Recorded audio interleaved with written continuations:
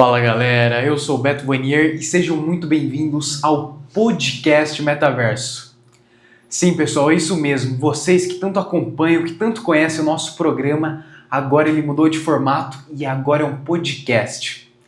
E para a nossa primeira edição, eu chamei o Roberto Barros, um engenheiro, um administrador de empresa, para a gente ter um papo super leve sobre o mundo atual, um mundo que tem tantos conflitos, tantas questões pendentes. Tudo bem, Roberto? Muito prazer, Beto, estar aqui com você.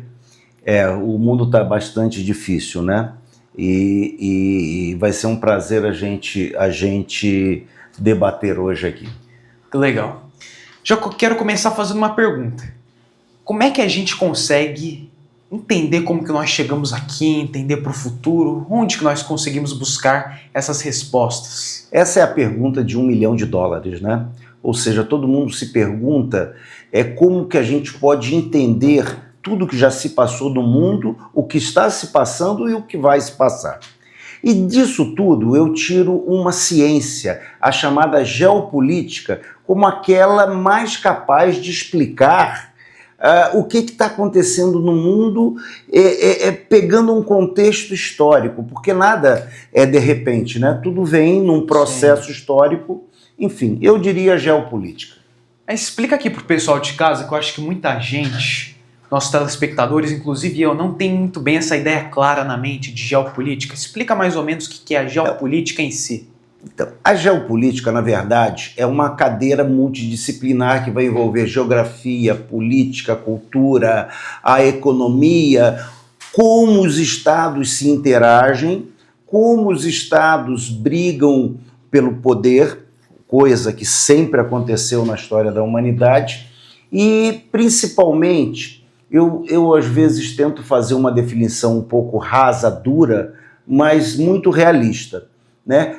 Como os estados fazem suas estratégias de poder partindo de um princípio. Se eu não for expansionista, o meu vizinho ou o outro vai ser. Ou seja, se eu não tomar o território do outro, o outro vai querer tomar meu território. Uma coisa muito simples da geopolítica seria por aí. Isso é muita loucura, é um tema muito complexo, não é não? É verdade, é uma loucura como a gente, em pleno século XXI, a gente está vendo tantas guerras, tantas disputas, tantas mortes, né, no momento que era para ser um alvorecer da civilização. E o que acontece? Quando a gente tenta entender essa saga humana hoje, destruindo, guerreando e matando, eu tento explicar através de Darwin. Darwin disse no seu livro de que as espécies evoluem, mas na verdade ele quis dizer que um indivíduo daquela espécie que se adaptou melhor que os outros, ele evoluiu, ele e seus descendentes evoluíram. E isso é uma coisa enfronhada no ser humano desde sempre. Ou seja, o ser humano, ele sempre teve uma vontade intrínseca, que Freud fala nisso, né? Diz que os dois problemas do ser humano são o sexo e o medo da morte. O homem sempre quis ser eterno e a única forma dele se perpetuar é através da sua descendência. Então ele tenta, desde sempre, ter de todas as maneiras possíveis que os seus filhos tenham mais capacidade de sobrevivência. Isso através, antigamente, de mais comida, da melhor fêmea, etc. E com o tempo, isso vai através de o quê? Eu, para ter mais comida, eu vou tirar do outro.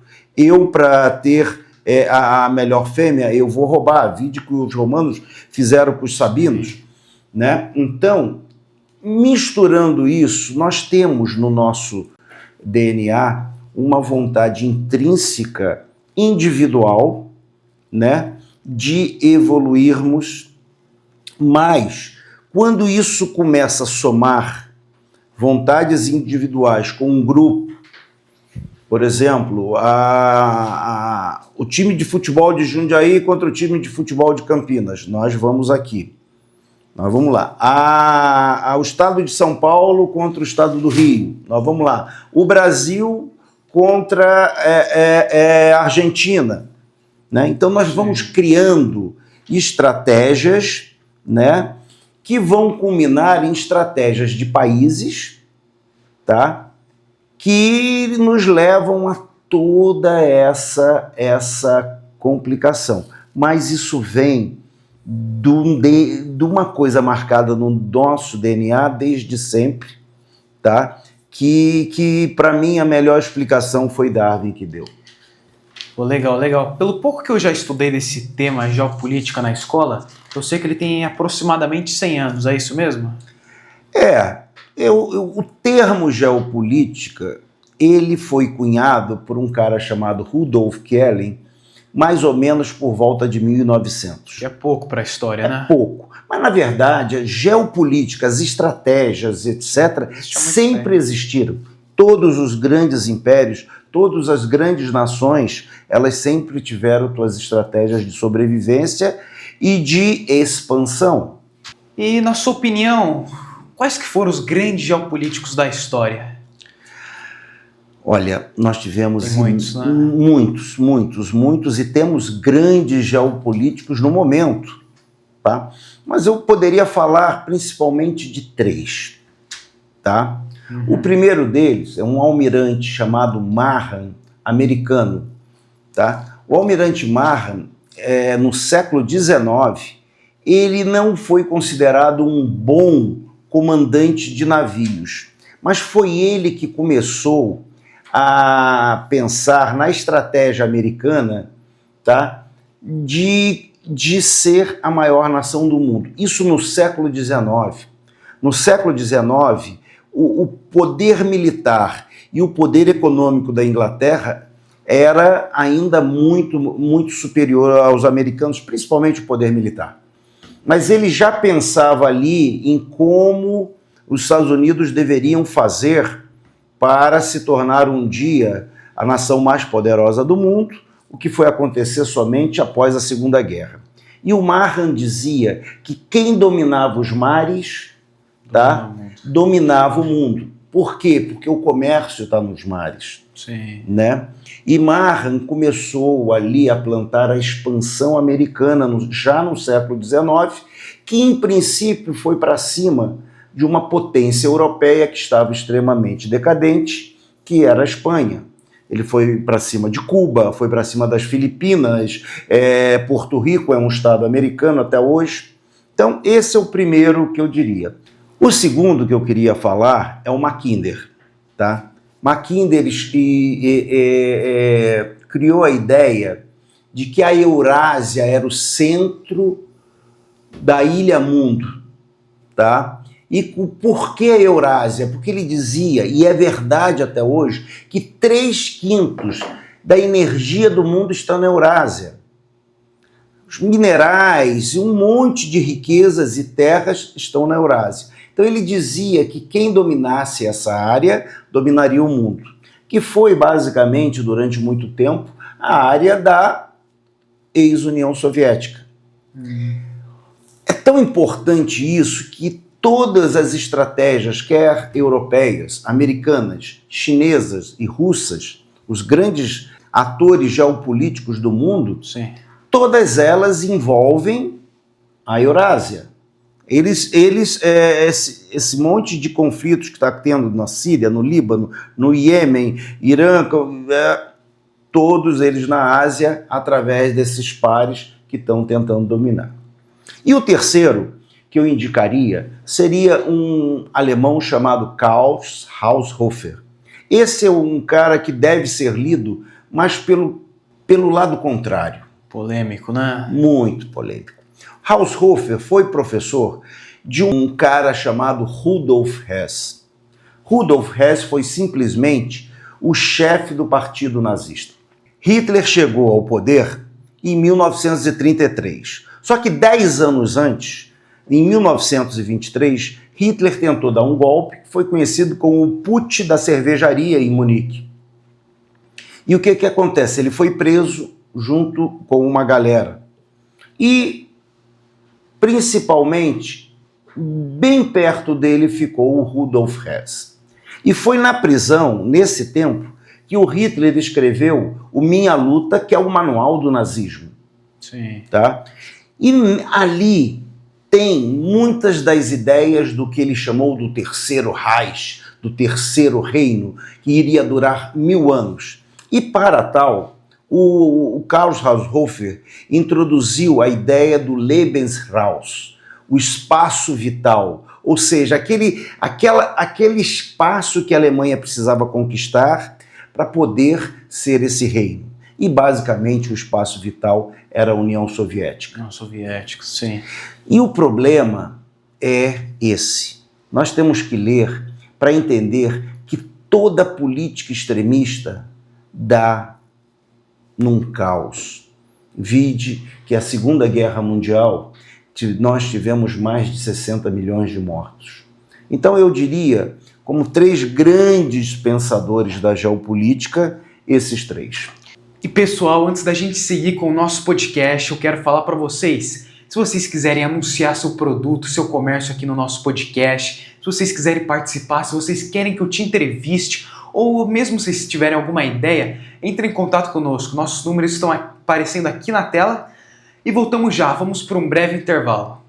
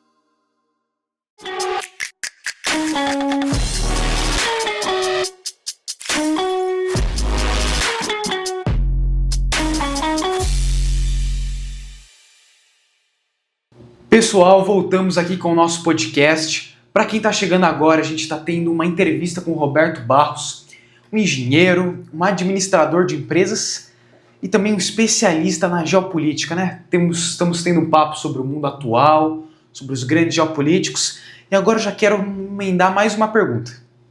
Pessoal aí de casa que quer se aprofundar nesse assunto da geopolítica, esse tema tão importante no nosso mundo atual, que livros que você recomendaria?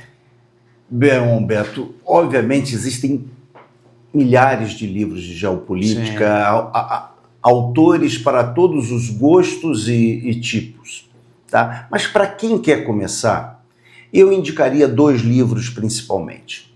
O primeiro chama-se Armas, Germes e Aço, de um cara chamado Jared Diamond. Esse livro é muito interessante, mas muito interessante mesmo, que ele faz uma análise de 13 mil anos das civilizações humanas. Tá? Ele tenta nos dar um monte de respostas. Respostas, assim, incríveis. Por exemplo, por que não foram os astecas que colonizaram a Europa, e sim os europeus que colonizaram as Américas? Porque não foram os incas, que tinham um império poderoso? Por que não foram os chineses que chegaram primeiro aqui nas Américas, posto que eles tinham uma tecnologia naval pelo menos 100 anos à frente dos europeus?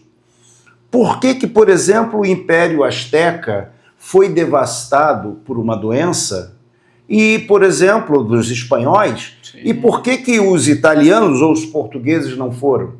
Então, o Jared Diamond, ele tenta explicar de uma forma muito didática como as coisas aconteceram e, obviamente, como já falamos, tudo é um processo, né? O que está acontecendo hoje vem lá de trás. O segundo que eu indicaria, tá, é um livro chamado Choque de Civilizações, de um cara chamado Samuel Huntington. Este livro ele escreveu depois de um evento geopolítico como poucos na história, a queda do Império Soviético. que aconteceu no final de 1991. Eu diria que ele só é comparável à queda de Constantinopla do dia 29 de maio de 1453. Nós estamos nas Américas hoje porque, com a queda de Constantinopla, a Europa Ocidental tentou achar novas rotas, porque os turcos otomanos eles passaram a controlar o comércio e, obviamente, toda a vantagem do comércio. Sim. Se não fosse isso, nós não estaríamos aqui. E mais um monte de mudanças que aconteceram em função da queda de Constantinopla. Também a queda da União Soviética mudou completamente as relações de poder. Tá? O mundo passou a ter um país hegemônico, os Estados Unidos, é claro, e muita gente achou que os Estados Unidos seria a nova Roma, né? A Roma, ela dizia que ela era um império necessário porque ela faria com que o mundo estivesse em paz, ou seja, a Pax Romana. O comércio poderia acontecer sem roubos, etc, etc. E os Estados Unidos, após a queda da União Soviética, se viu desse jeito.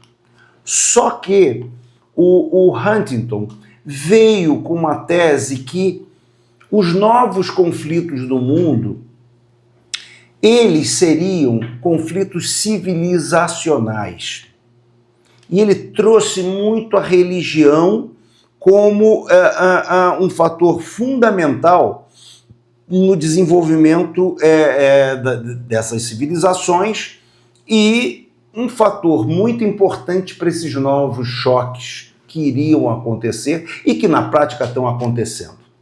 Ele criou algumas civilizações, a japonesa, a confuciana, que basicamente a China, a hindu, a eslava ortodoxa, a cristã ocidental.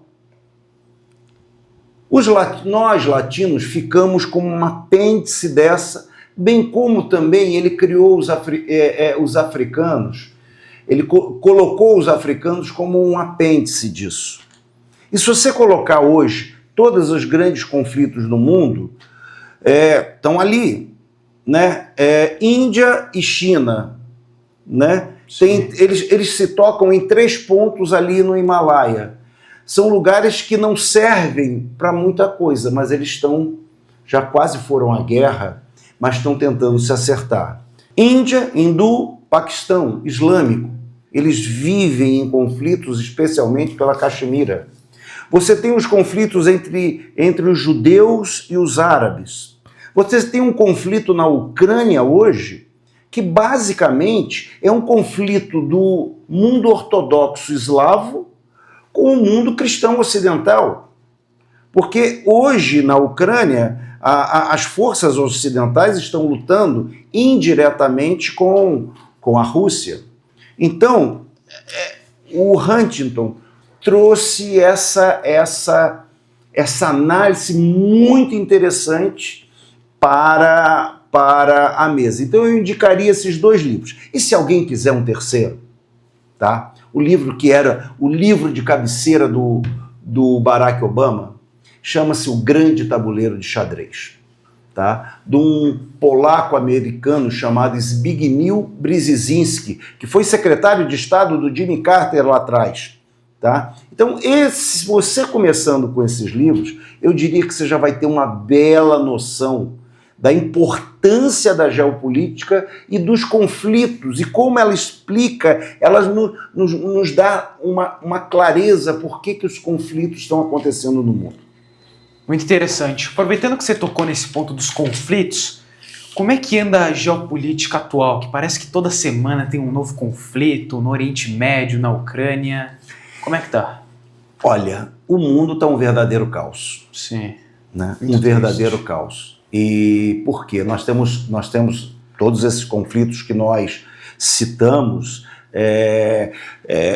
Israel com Palestina, os palestinos com o Líbano, com o Iêmen, né? Os Houthis do Iêmen, na Síria, entrando a Turquia, os conflitos do Iraque, né? A guerra do Iraque acabou, mas o Iraque é um país com muitos conflitos, Irã e Arábia Saudita se batendo, a Rússia contra a OTAN, e mesmo aqui na América do Sul, na América Latina, nós estamos começando a ter atritos, como problemas entre a Venezuela e a área de Essequibo da Guiana Inglesa. Então, o mundo ele está muito complicado.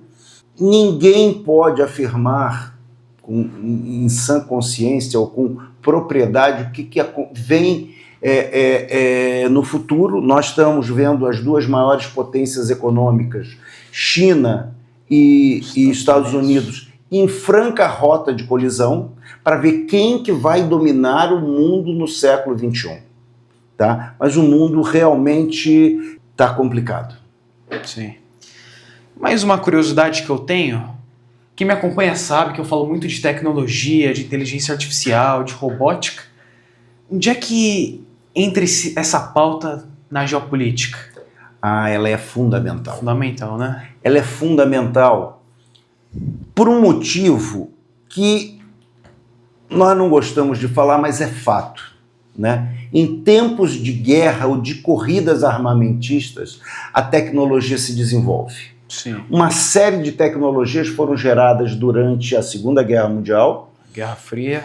Durante a Guerra Fria, como a internet, enfim. Os avanços espaciais. A corrida espacial, ela veio nesse tempo de Guerra Fria. Quem iria chegar primeiro à Lua? Sim. Foram os americanos que chegaram.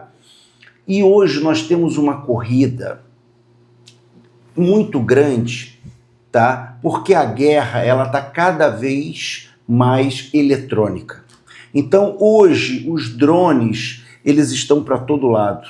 E os drones eles demandam uma série de tecnologias para que sejam feitos. E nós estamos vendo ainda pior, né? Nessa